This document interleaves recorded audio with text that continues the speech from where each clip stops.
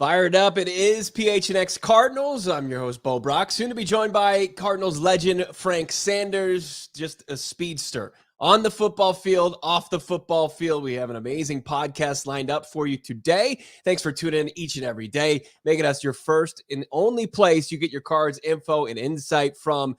PHNX Cardinals podcast. Don't forget to hit that like button if you're watching on YouTube. Subscribe wherever you get podcasts, and please help us out a ton if you leave that 5-star review. Man atop the winner's podium, we're going to talk to Frank Sanders. Apparently, he scorched our PHNX Sports crew today at an Octane raceway. I could not partake. I'm bummed about it, but I think I saved myself the embarrassment. Did our co-host Johnny Venerable, was he able to survive that as well? Is he a better beer chugger than go-kart driver? We'll get into that. We'll get the breakdown. But excited about today's podcast. Our guy, Rolando Cantu, is going to join us. Los Cardinals. He's going to join us. He was on the Cardinals team the last time they took the field in Mexico City, where they're going to square off with the San Francisco 49ers on November 21st. I cannot wait for this contest. Plus, we'll get into more Cardinals conversation. Hollywood Brown picks a number. He's going to be number 2. We'll get into that. A little bit of conversation there. Plus, more numbers that prove that Hollywood Brown was just in a poor situation with the Baltimore Ravens and that he's going to thrive here in the desert with Kyler Murray as his quarterback and this pass-first offense, not this run-first offense like the Baltimore Ravens. More stats that lead to that conclusion. And of course, Dez Bryant, he just won't go away. Is Dez really an option for the Cardinals? Is there a new bromance maybe outside of Dez that's brewing in the desert that could land the Arizona Cardinals a top receiver? But let's get into the conversation. Let's bring on our guest, Rolando Cantu. Rolando, former Cardinals offensive lineman, works for the organization and Rolando, you have been a busy man the last couple of days because of the incredibly exciting news about the Cardinals taking the field this November in Mexico City against the San Francisco 49ers. Now, you were in uniform the last time that happened. Just tell me the moment you took the field, what it meant to you, your family, your community. Bo, thanks for the invite, man. And it sounds like you guys have company outings that are really fun. Maybe I'll get an invite for that. But yeah, man. So it was announced yesterday. We now know who we're playing. There was a lot of rumors. A lot of people figured it out. It would be a divisional game, maybe the Niners, and it's confirmed. Last time, Bo, I was in Mexico City, 2005. Last minute, I was inactive for that game, but I was able to travel with the organization and kind of live my dream of being at Estadio Azteca. The importance of the Estadio Azteca, I mean, it's like the mecca of soccer for, I would say, Latin America, man. This is a staple venue. And the way back then, Damien was on the team and a couple other guys that are alumni that have been on your podcast. I mean, it was something different. It was something new. It was the first ever regular season game that would count outside the U.S. And yes, there had been American Bowls and exhibition games and all that, but at that time, that was a big deal. And remember, bro, I mean, this is pre-social media, so it was more of a TV coverage, newspaper article type of environment, really Super Bowl caliber type of coverage. So, man, I enjoyed it. The Cardinals, we started off a little bad, a little rough in the first quarter, to be honest with you, but slowly, man, we started getting back into the rhythm, and Josh McCown was our quarterback. Kurt Warner was hurt. Remember that year? He sat out that game, and we switched it around, man. So, yeah, for us, going back to Mexico City and actually, part 2 of this rivalry is something incredible for the organization and for the league. Yeah, and you ended up thumping the 49ers in that game, right? Got the W. So last time you're going back to a place where the Cardinals have had success, and it just seems like an electric atmosphere. What is it? What is as far as the Mexican community, as far as football fans? Is it continued? Are they growing as a fan base? What do you expect come November as far as the Cardinals, how they're going to be welcomed? Do you think we'll have more Niners fans than Cardinals fans, or the Cardinals kind of starting to grow a fan base there? Hey, we're getting there, bro. I mean, we've been active in the market in Mexico. Obviously, we share a border with the country of Mexico, and we've done over 50 or 60 kids camps, in Mexico, different cities, rural cities, and we've done cheerleading camps. So we've been very active on the grassroots efforts, and yes, we've gained a lot of territory, and we've actually broken into the top 10 fan list out there. But what do we expect, to your question? I think everybody's seen the games in the UK and in Europe and stuff, and we see that everybody wears their jersey. If you go for the Cowboys, if you go for the Steelers, if you go for Seattle Cardinals, whatever, you just want to go to an NFL event. That's a big difference, Bo, between Europe and Mexico. In Mexico, there's an established college league that has over 130 university teams that have a team ready to go every weekend. So there is a lot of fan base out there, and I think that's what you'll see this year. This time around, you'll see a lot of Cardinal shirts, Cardinal gear out there, Cardinal jerseys, and obviously 49ers because I think they're top 4 on the NFL Mexico list. So it's going to be interesting, man, how these teams match up this time around. It's crazy when you look at it, Rolando. It's right now the Niners are already they're a favorite. We're looking at a game 6 months away, and they're already betting on a team that's got who knows what they're going to do at the quarterback position. Who knows where Trey Lance and the rest of this roster is going to be? Arizona Cardinals go 2-0 against this Niners organization last year. Like, I feel very disrespected as far as 2.5-point dogs on a neutral field in Mexico. Hey, you take that too hard if you're a player, right? I mean, obviously, we're 6 months away, like you said, but every time you have the opportunity to compete, and remember, Bo, this is a Monday night game. This is not just a regular, Sunday slotted noon game. This is actually, something big for the Cardinals organization, because every time there's a game in Mexico, and if we want to analyze a little bit more, Bo, this is week 11, so playoff implications will be there. I mean, you want to make sure you're in a good spot to land within the division, be competing towards that number 1 seed.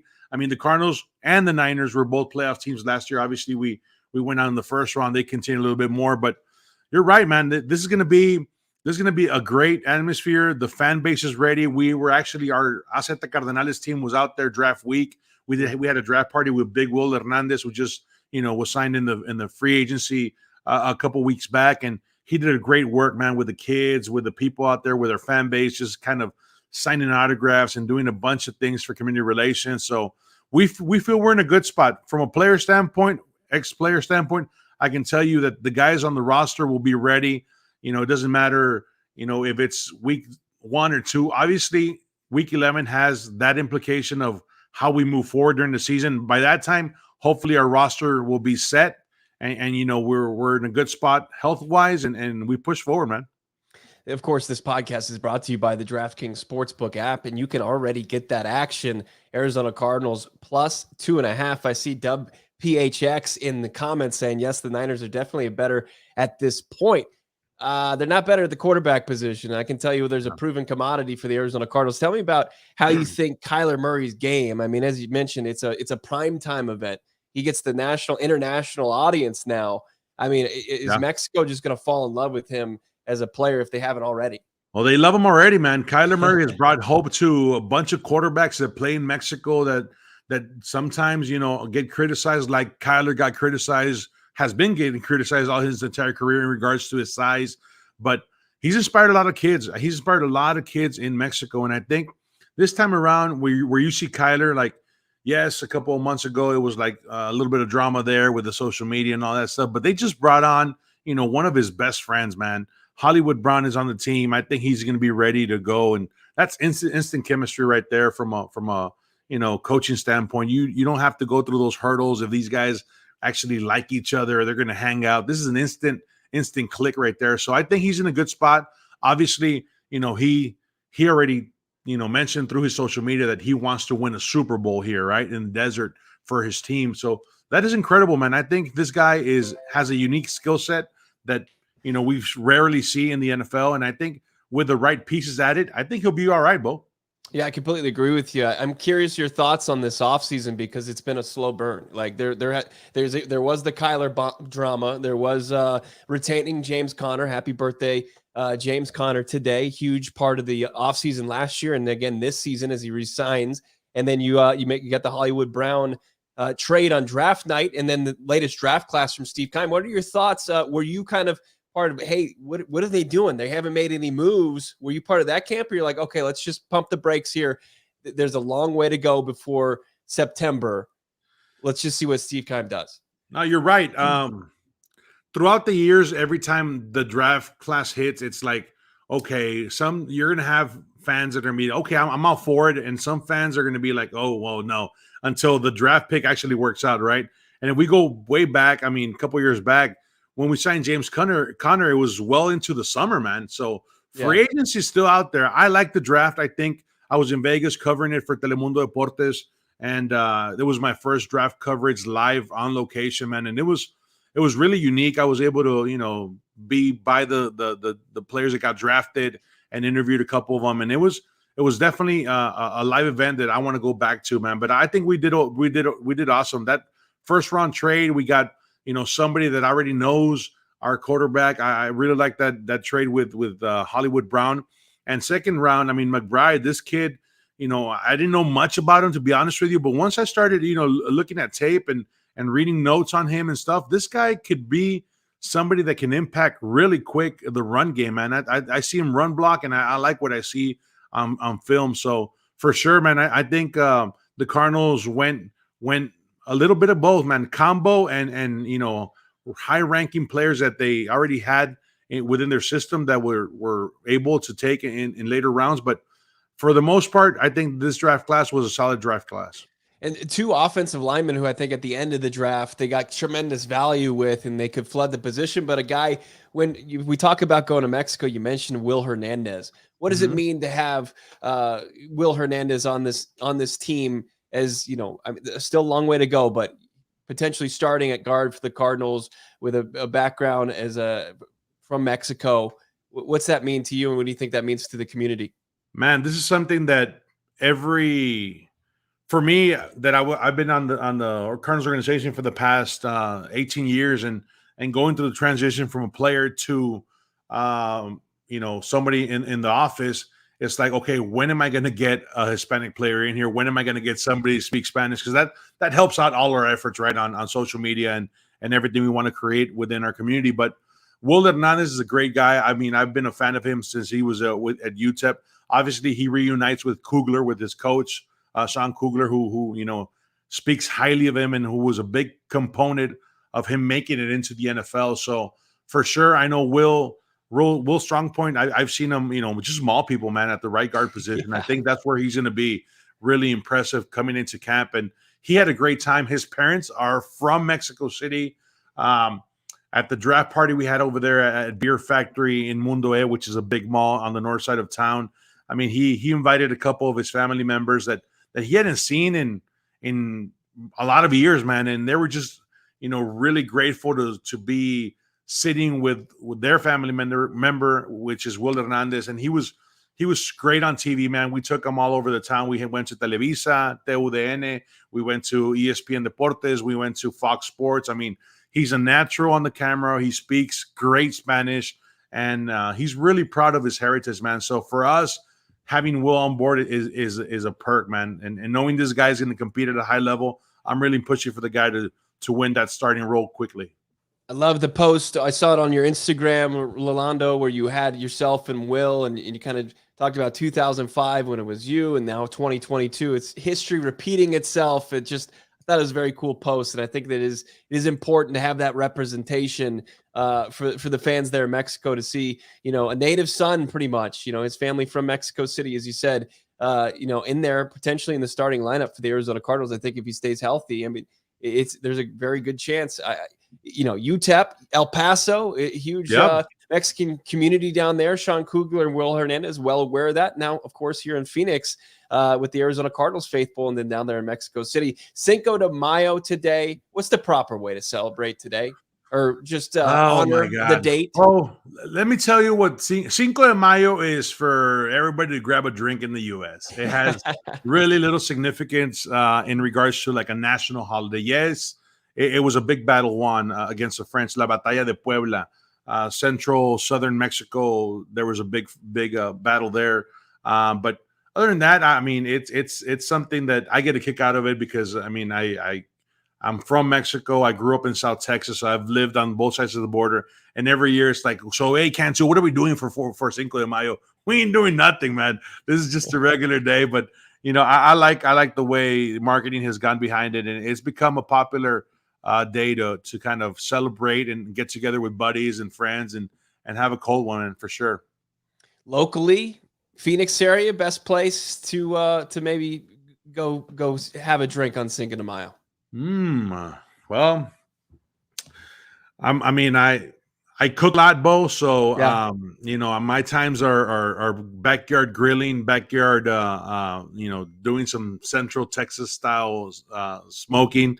I like this place called Bahia de Guaymas, and I've taken Damon Anderson to that place, and he had a whole culture shock going in. But I said, hey, Damon, check out the food, man. So that place it's on Broadway and 16th Street, right next to that Circle K out there, and it's a good spot, man. It's a Mexican Pacific seafood. So if you like seafood, you like ceviches, aguachiles, maybe a deep fried fillet of fish. That's a good spot to hit up for sure. No doubt about it. No doubt about it. Let's talk more about this Cardinals team as we keep on here with Rolando Cantu, kind enough to join us, hooked up by our guy Damian Anderson. See Sean in there. If the 49ers don't have Debo and Jimmy G, they'll be competing with the Seahawks for last place in the NFC West. That's a pretty bold statement, but it's at one point that 49ers team was 3-5, and then they caught lightning in a bottle. When you look at this NFC West this offseason, obviously you've got the top team, the Los Angeles Rams. They have what everybody wants. They have that Lombardi trophy. They had a couple key departures, but also they brought in some big names already. You look at what the Seahawks have done, everybody's expecting them to take a step back. And then the 49ers, like the Arizona Cardinals, as far as bringing in new talent, you're not seeing a whole bunch of it. It's just kind of retaining their guys. How do you see this NFC West, and who's improved, and how do you see it kind of playing out once the season begins in 2022, Rolando? Oh, for sure. The division's through the Rams, right? They're the reigning champions. We beat them back in week 4 of last year, which was, something really good for Kingsbury and his staff, because we kind of got over that hump. But then, you saw an NFC West just kind of live up to the expectation, man. There's battles in here, man. Every single division game is a physical game. I see it.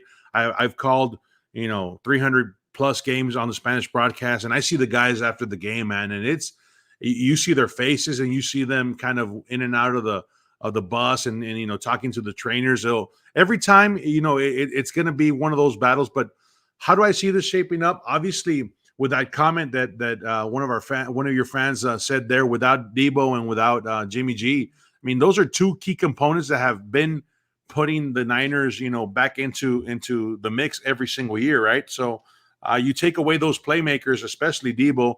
Last year he had a great impact on the run game, and it was something, I don't know about you, but every single week I was like, he's gonna get hurt, dude. There's no way Debo is gonna be able to withstand the entire season like this, taking so many reps from the running back position. But he did, and he did it to an extent where the creativity from Coach Shanahan was there, and you could see this run game evolve. That's what the Niners have, man. When they put their hand on the ground, they start running the ball. It's especially that outside zone scheme. It's really tough to kind of stop, right, if you don't have the disciplined players on defense. But it's going to be a battle, man. I think for sure, the Rams are there. Between the Rams, the Niners, and us, I think we have a good shot to compete for the number 1 spot. Obviously, it's too early. We have to see how we do on the final roster, right, after the preseason. But for me, it's something that the Cardinals were already there. They had a great run to start off the season last year, and then COVID hit, and then Kyler got hurt, and then we were missing key players every single week. And Colt McCoy, El Pistolero, man, he came in. He 3 games we won 2. One of those was against the Niners, right, on the road. So you have to respect that. There's many variables that go into every single week. It's not like, okay, we can just pick somebody right now that they're going to be number 1. But if I would have to rank them right now, Bo, I would go, Rams, and then between the Niners and us, man, you got to give those Rams that respect that they deserve, because they won it all last year. What was that nickname you gave Colt McCoy? El Pistolero. Oh, that's beautiful. That is absolutely. That's just Colt. Amazing. What do you call? Is Kyler have a nickname like that? Kyler. Oh, there's a bunch. Luis Hernandez, my play-by-play guy. He he comes up with good, spontaneous stuff, man. They call him El Chapo because of his size, and they call him El Karate Kid, the Karate Kid, because he's wearing the bandana sometimes. I mean, wait, they call Kyler El Chapo? Hey, sometimes, man, they have to. My play-by-play guy is really creative, man. It's a lot of passion on the Spanish broadcast, and we've been able to to put up our broadcast on the Spanish market, with the best of them, and we're really proud of that. We have 22 plus radio affiliates in Mexico, so every year, man, we go into this project and trying to get better. Everybody, our talents, whether it's silent, halftime guy, color, play-by-play. So, and we're fortunate enough, Bo, to travel with the team, man. So we're one of the few Spanish broadcast teams that actually travel with the team. So that makes a lot of difference. Fantastic insight. I mean, the nicknames. Anytime there's a big play in a Cardinals game, I always look forward to on social media seeing the Mexican broadcast, the Hispanic broadcast of that. Like I remember Larry Fitzgerald, the 75-yard play in the playoffs against the Green Bay Packers. That was the iconic call. It wasn't it was unfortunate. It's not, no offense to Dave Pasch. It wasn't Dave Pasch. It was on that side of things. Rolando Cantu, former Arizona Cardinals player, of course, part of the broadcast team, part of the organization. Terrific insight. Thank you so much for joining us here on PHNX Cardinals. I want to talk to you a bunch more this offseason before the start of the regular season. Thank you for joining us. Thank you, Bo. Have a nice one, man. And tell hi to Frank and DA for me, man. I will. We're going to get Frank on here in just a second, but I do want to talk about how the Arizona Cardinals, they're plus 3,300, actually plus 330 to win the division. So you can there's some value there. In the NBA playoffs, there's also value there. Actions nonstop at DraftKings Sportsbook, the official sports betting partner of the NBA, the NFL. This week, new customers can bet $500 on any team to win to get $150 in free bets if they do. Looking to turn a small bet into a big payday during the NBA playoffs? With DraftKings same-game parlays, you can do just that. Create your own parlay by combining multiple bets, like which team will win, total threes made, total rebounds, more, and boom, you got a shot at a bigger payout. Right now, all customers can place the same game parlay with 3 or more legs and get a free bet back up to $25 if one leg doesn't hit. Download the DraftKings Sportsbook app now. Use the promo code PHNX. Bet $5 on any NBA team to win their game and get $150 in free bets if they do. That's the promo code PHNX. Only at DraftKings Sportsbook. 21 plus, Arizona only. Gambling problem? 1-800-NEXT-STEP. New customers only. Minimum $5 deposit. Eligibility restrictions apply. See DraftKings.com/sportsbook for details. All right, let's get Speedo Jackson on the podcast. PHNX Cardinals. My goodness, it's Frankie Bobby joining us. Happy Cinco de Mayo. Frank, you got to tell me, Octane, how did you just put it on the rest of the PHNX crew? Because you were out there and you were lightning. Look, I just want to thank my pit crew, my bartender, and give a lot of thanks to you guys, man, representing PHNX Cardinals, our group, DA, you, and Johnny V. Johnny V was out there driving like, man, he was 80 years old. It was sad, and but I had to defend. I had to rep our turf, man, and it was a good moment. Wow. Look, the Octane they told me I had the fastest time today on the track all day compared to anybody else that was there. So it was a great time, great moment. Hey, man, when you do it, when you're good, you just do it. You just be good at what you do. You had to represent. You put the team on your back. That's what you do. That's what you've done for your entire life. Speedo Jackson is not just a nickname, it's a lifestyle. Speed. He's got the need for speed. And yeah, you're right. Our guy Johnny was out there driving Miss Daisy on the go-kart track, and that's unfortunate. Is he worse at chugging a beer or driving a go-kart? Definitely driving a go-kart. Oh man, he might the Octane track is an excellent track. It gives you a chance, kind of feel like you're drifting a little bit, but in reality, I mean, and you get your speeds up, but you got to hit the curbs right and you got to get it going. He turned the car into the bumpers, man, multiple times, and then he had to slow down and he tried to get his groove on, but it just wasn't what he wanted it to be. No, it never is. Unfortunately, it's the guy. We gotta get Johnny in a position. What can he thrive in? We gotta find him. So outside of like covering the Cardinals, we gotta find something that he can succeed at, Frank, because he's had a couple L's that he's endured the last couple weeks. Thanks to everybody for joining the chat here on YouTube. Of course, thanks for tuning in. If you're listening on the podcast, wherever you get it, leave subscribe and leave a 5-star review, if you will. Now, Frank, we haven't talked to you since the news broke about DeAndre Hopkins. I want to get into that conversation. Plus, Hollywood Brown. I saw some pretty eye-popping stats that would prove that he's going to be nothing but a success here in the desert. But your initial thoughts about the DeAndre Hopkins 6-game suspension to start the season? Look, totally disappointed. I was expecting him to get back, man, pretty healthy, ready to go and ready to move this team in the direction that he wanted, that it looked like it was moving, the first 8 games of the season. And unfortunately, we will miss him, but it's just disappointing. Anytime an athlete, that your star athlete, gets popped for some PED, there's a lot of things that happen to the team and also to the fan base emotionally in regards to just a moral decision. And what really happened is always on the table, but you never get the full and complete 100% answer. No player comes out and really says what exactly happened. They just say something they took in their body was bad. So that in itself is that. But to me, I'm 100% disappointed because I know for a fact that we try, Bo. We really, really try to manage what we put in our bodies, and only that which will be healthy in our rehab process or in our training process. And to have that news come up, man, it just sucks for the Cardinals. And again, it has to suck for him too, because it's something that, he got flagged on. Now, David Boston was a guy you played with. He was with the Dolphins when he got popped for roids. What's it like as a teammate? I mean, is it something that does anybody kind of say anything, or is it just kind of code that you don't bring it up? It's like contract negotiations. It's just kind of part of the brotherhood where you just let people figure out their own stuff. I think it's more the latter. I agree with you on that. That guys, you tend to let guys kind of figure out their own stuff. If you see something, you should, again, one of those moments like at the airport. If you see something, you should say something. And that is a part where if you feel like it's going to be detriment to the overall, process of the team and where we're going, then I think you got to say something early before it becomes an eyesore to the team. You do not want a guy that you have put all your eggs into, and then you get into the big game and then he's not there. And I think that's a part that will be very damaging emotionally to not just the fan base, but to the players.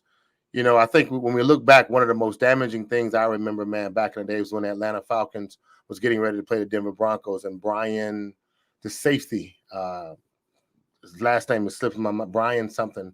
It's slipping my mind right now, but he got flagged out in the middle of the night, hanging out with Eugene Robinson. Is that what you're talking about? Yes, sir. Yeah. Eugene Robinson. Yeah. Mm-hmm. Brian Robinson is my guy who I played football with at Auburn. And he got flagged at the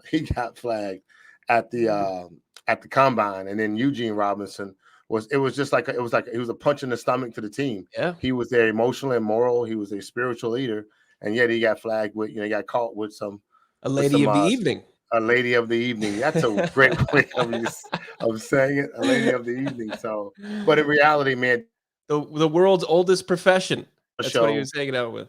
I saw the show. I saw you guys, man, and I saw the fan base. And yeah, absolutely, everybody upset, man, because you need them on your team. You want them on your team, but you don't want to lose them because of performance enhancing drugs. I see a lot of great comments. Dub PHNX, Mark, Matthew Burgess in there, and how do you feel as far as this team and it's how it's equipped to move forward the first 6 games of the season without Nuke Hopkins? I think you'll see some sense of resilience. We do have James Conner was a hell of a leader on this team, and Zach Ertz's voice is going to get louder. JJ Watt his voice is still prominent in the locker room, and Buda Baker, again, you got to imagine the guys that have the voices to really come out and say something. And I think that's on the table. And I didn't even say Kyler Murray because he's kind of one of those self-reflective guys that really don't, he don't really bark at the team. He's not really a chatty catty guy that tells you, let's pick it up. Come on, guys, we can do it. maybe not in the public side, but he's probably doing it behind closed doors. DHop is a blow, but I think I saw this team beat the San Francisco 49ers without DeAndre Hopkins, without Kyler Murray. And the reason why I got the K2 tattoo right here on my arm is because I made a bet that this guy took a band of merry men down there and pulled out a W. That means our coach can coach. Has up, and I think that it will be something to see. And again, guess what, guys? We'll have a different offensive coordinator we'll have a different scenario than what we would expect from what we saw the last 2 years. And hopefully that's for the better. I saw some interesting stats. Actually, RG3, former Washington quarterback, played for the Browns, played for the Ravens. He tweeted out some interesting information about Hollywood Brown that kind of got me borderline giddy about him coming to the desert and being Kyler Murray's wide receiver one for the first couple games. This is RG3 on Twitter saying, despite throwing the ball more than last year, the Ravens still averaged 90 more runs than passes over the last 3 years. 90 more runs in the last 3 years from 2019 through 2021 season. The Arizona Cardinals average 116 more passes than runs the last 3 years, and reference the Chiefs haven't run the ball more than they've thrown it in 10 and a half years. More from RG3. Marquise Brown had 146 targets last year, but they weren't catchable targets. Lamar was out down the stretch. Hollywood's longest reception the last 5 games was 15 yards. So I think with Kyler, a guy that he has a rapport with, they thrived in college together, over 1,300 yards and double-digit touchdowns. You're going to see a better version of Hollywood Brown. Even if it's like he went over 1,000 yards last year, it's the first Ravens receiver to do it since 2017. That was before Lamar, and that was Mike Wallace. He's going to be good enough, and they're going to be a better team than they were at the end of last season for sure.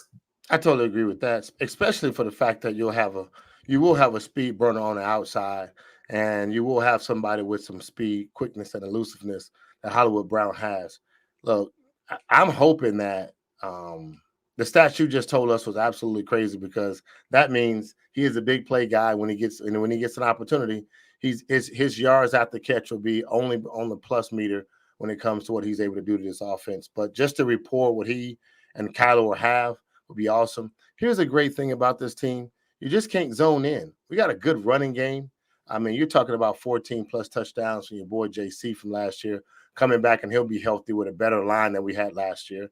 Zach Ertz will only get better after having a 74-catch season. He can only get better. Definitely in the offense. We added Trey McBride. That's another a plus. Hopefully, Rondell Moore will pick up some more catches and some time where he'll be healthy. Bo, it should. This offense is still dangerous.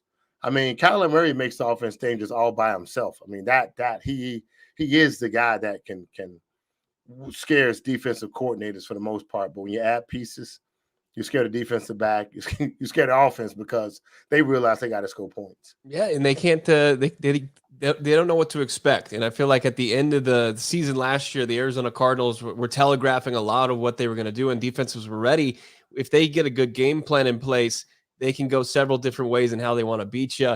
Let me say this real quick. It's time for some screenshots presented by Arizona Department of Health Services. COVID-19 vaccines are free for everyone 5 and older. Those 12 and older, they are also eligible for a booster. Let's do the right thing. Keep everyone safe. We'll get together, watch Suns playoff games. Visit azhealth.gov for a location near you. So last night, Frank, it was an ass kicking of the Dallas Mavericks. The Suns went right at Luka Doncic, Nick Wright's boy, probably public enemy number 1 right now in Phoenix sports market.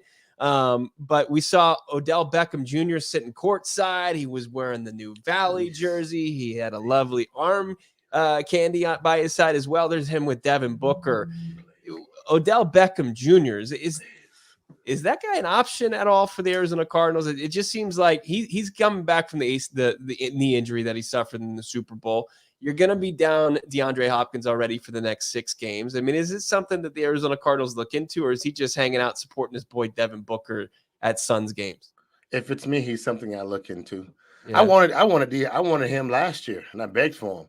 And the group was like, "No, he's gonna mess up the locker room. We don't need divas." And I'm like, "Divas win championships, baby. You gotta have divas because you gotta have playmakers." I would love to see him with an opportunity here. I know his contract or his value, Bo, might be at a really hefty price. They might need to incentivize his contract to find some kind of ways to make up that money on the back end, or maybe a roster bonus, some kind of way where it be a cash. They can cash them out some dollars, but you need athletes, you need receivers, and the season is long. I want to tell you guys, when you think about it, we cut off a preseason game, but what we didn't. We added a real season, a real game during the season, which is a challenge.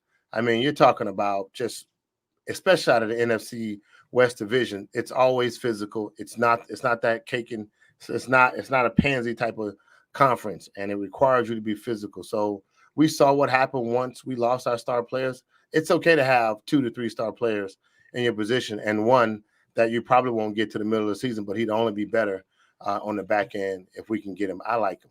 I mean, that's going to be the emphasis. That's been the entire emphasis of the entire offseason is how can we finish strong after Cliff Kingsbury has not finished strong his entire coaching career. I mean, that's where they're going to try to be better. I mean, DeAndre Hopkins, if you want to drink the glass half full, he's going to come back. He'll be fresh with 11 games to go. You bring in a guy like Odell Beckham Jr., who you saw what the Rams offense looked like. It was good enough to win the Super Bowl, but they were stagnant when he went out in that Super Bowl when it was just Cooper Kupp. I mean, what he's able to do in the red zone as a possession receiver, Odell Beckham Jr. proved post Cleveland Browns last year that he has a lot left in the tank, even coming off a knee injury. I would much rather that, and you're right, they would have to find a way to get creative with his contract, maybe not pay him this year, get him on a very team-friendly deal this year, but then pay him in the future for the next couple of seasons. But we'll see, what they can do. Dez Bryant continues to kind of be around the Arizona Cardinals in the rumors and stuff like that. He quote tweeted a Hollywood Brown, his new jersey number. He's wearing number 2. And he signs off with the Rocket. That's Dez Bryant's thing. And he just kind of continues to linger around the Cardinals organization after, he was asked by TMZ if he wanted to play for him. And he said, yes. I don't view Dez Bryant as a viable option like I do Odell Beckham Jr. And that's not a shock to anybody. No, I agree with you on that 100%. Look, it's we had a tough time agreeing that AJ Green was worthy of coming back.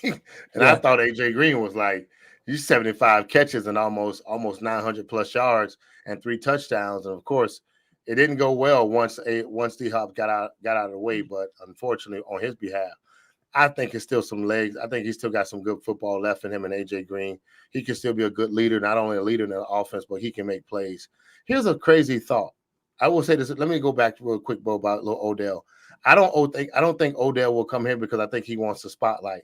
I think coming to the Valley from LA is not a hard flight. It's a quick flight, a quick jump, a quick little flight over. But check this out, guys. Odell wants the spotlight. Come on. I mean, he went to the Rams and he turned down going to Green Bay because he said he didn't want to be number 2.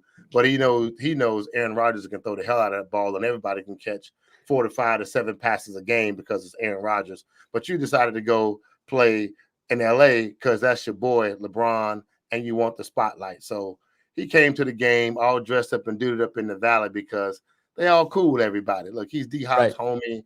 He's D-Hop's homie. He's Chris Paul. Everybody knows him. So it was a primetime game. That's the diva that we want here. Yes, I want him, but can we pay for him? That'd be something different. Dez Bryant, stop it. Just going to transition into you stop it. No, you do not. We do not want you, Dez Bryant. You stop it. We don't want the X-Man. It's okay that you desire to come here and still do some stuff. I saw him when he was when he was over at the Ravens. I didn't think he was that bad, but you got to do too much to try to get him in a position where he can deal with the corners of the day. And I'm just not ready to do that when we have some young talent and a lot of young and some good speed that we're developing. We don't need that kind of press and image of bringing somebody in on that behalf right now. I completely agree. 33 years old, coming off the ruptured Achilles.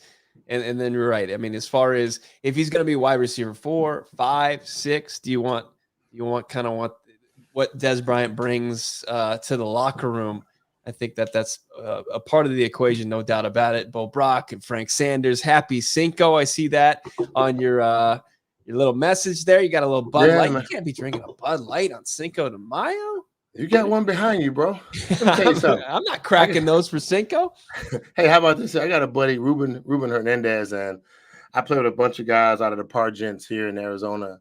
It's probably 70% Latino men, 3% probably white, and then probably the rest is black and Asian in between there. They all drink Bud Lights. I don't know what it is, but they all drink Bud Light. So I only got that for Cinco because my boy Ruben, that's for him because I know he's probably smashing 20 to 24 right now. What's the go-to spot for you on a day like today? You know what, man? I think there's so many great spots in the Valley. Tonight, I'm actually going to Los Sombreros. Buddy Kurt Risky owns it. He has 3 of them in the Valley. I'm going to the one off of Dobson and the 60. I will be there about 5:30. Actually, man, probably about 6 or 7 football players that'll be there as well. We're going to go and probably take back a couple of tequilas and talk about the good old days and smash some tacos and some good stuff and celebrate them. Speedo Jackson out there at Los Sombreros tonight? Yeah, man. You know, hey, I find a way to get around in the Valley on days like this. Bo, I wish you was here.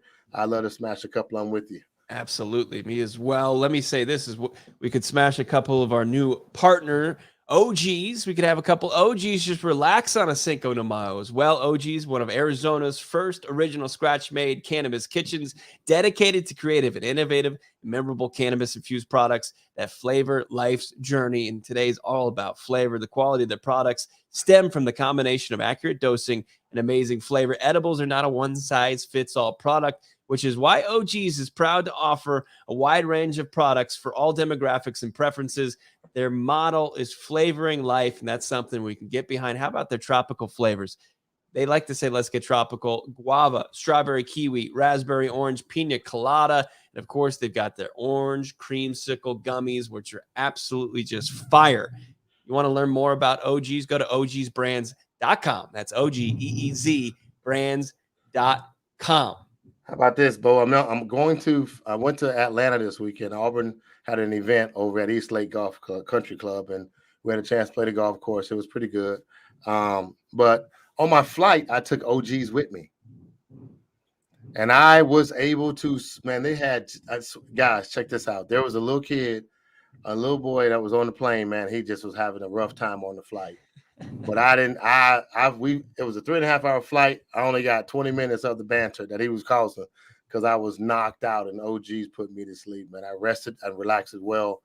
No side effects. That was pretty good.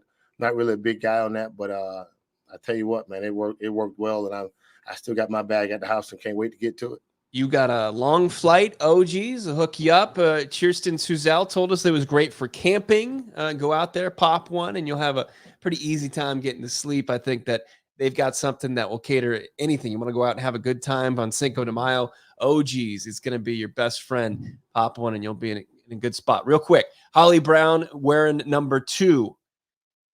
The New Jersey setup, you've got number 1 as your quarterback, and then number 2 is his the Robin to his Batman. You like it?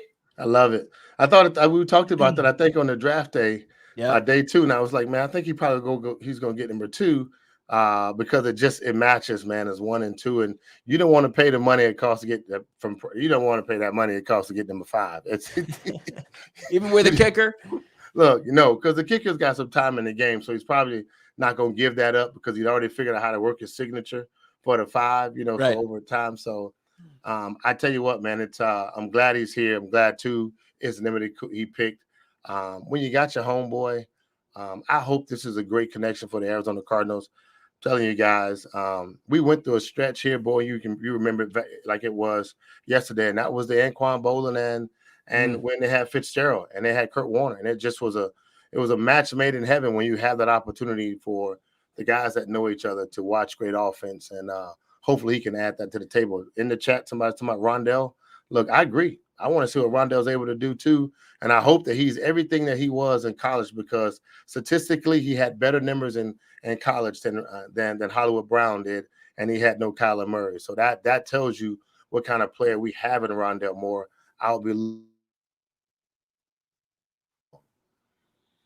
I see in the chat, have we looked at it in the undrafted free agents from Christian Anderson? And yeah, I put up on my Twitter, Javonte Payton. He's a big play wide receiver. Kid can get after it. John Trey Kirkland is a very versatile wide receiver. Played some quarterback for LSU. You got some SEC guys. And Ronnie Rivers, absolutely. Yeah, he made some big time plays for the Bulldogs up there at Fresno State. Interesting guys. Chandler Wooten too. From Auburn, he was a captain on that defense, Frank, at your Alma. Look, I was happy to see that they went down and got somebody from Auburn, man. But I was happy to see the undrafted picks. That looked like a talented bunch of guys, man. And I think that's the way the draft went. When we kept thinking about, man, there was a bunch of talent that was on the table earlier in the front part that shook everybody's mock draft up, but we was able to gather some guys on the back end. And, Johnny's always screaming, we want Big Ten, Big Ten, SEC, yeah, Big 12 schools. And he don't even think the ACC's a big school. So look, a big conference, but out of the Big Five, I think they did a good job of going to get a bunch of guys. I agree with you, Bo. The 4 young guys that they got out of the undraft process, you guys, I hope if they get the opportunity, they will probably surprise a lot of people. And hopefully they take advantage of this moment at camp. Yeah, can't wait to see it. Camp can't get here soon enough. Teddy, I see you in the chat. Thanks for joining. Rafa, thanks for joining. Dub, PHX, Classy, Nasty, Matthew, everyone that was hanging out with us today here on PHNX Cardinals to join the man atop the winner's podium, Frank Sanders, taking it home for PHNX Cardinals for PHNX Sports, carrying our guy Johnny Venerable. Show that picture again, brother. Let him see that. Yeah, picture. let's see it. This is the only way Johnny gets his hands on a first place trophy. His boy, Frank Speedo Jackson, lets him touch that hardware. My goodness. Johnny was almost bigger than him. I was laughing. But look, it was a great moment, man, to be at Octane. Let me tell you something. You'd be surprised. Michaela has so much fire. Sean, just the group, man. It was so much energy that Espo was going crazy. Yeah. Your boy Saul was driving fast. Like it was a good moment, man. But they just, we got to represent PH. Yeah, everybody was, having fun out there, but you were focused. I was actually serious. You were able to harness that energy and actually get results. That's what I'm talking about. That's why you're the man. Put a helmet on this guy, and he just goes fast. Frank Sanders. Enjoy the rest of your Cinco de Mayo. Everybody out there, please subscribe, leave a 5-star review anywhere you get your podcast. We'll have live coverage tomorrow as well at 4.